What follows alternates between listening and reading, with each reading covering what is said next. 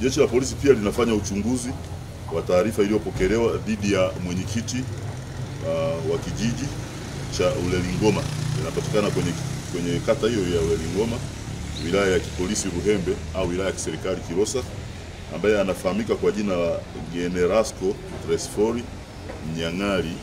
Yeye huyu ana umri wa miaka 36. Lakini pia tunamchunguza mtu anaitwa Tegemea Maganza, miaka 34, askari wa jeshi la akiba na mkazi wa Uleling'ombe.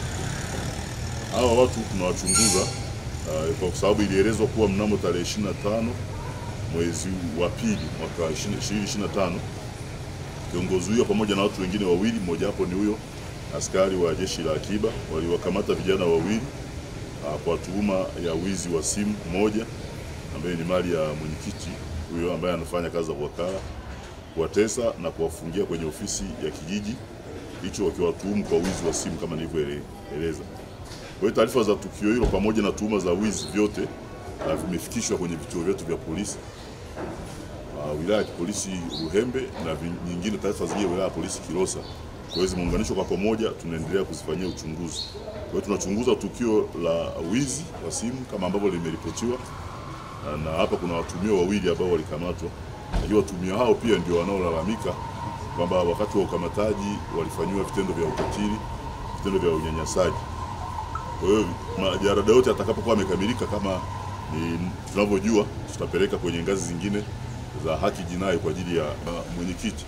Kwa hiyo mwenyekiti waliwafikisha kituo cha polisi, na wao kwenye kituo cha polisi ndio wametoa malalamiko kwamba wanaugua au wanaumwa au wamefanywa hivyo walivyolalamika.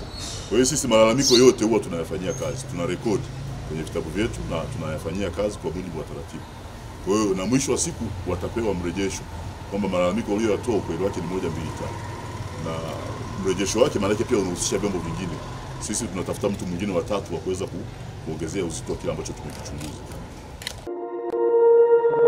Ili uwe wa kwanza kupata taarifa zetu, subscribe Moka Media kisha bonyeza alama ya kengele kuruhusu notifications.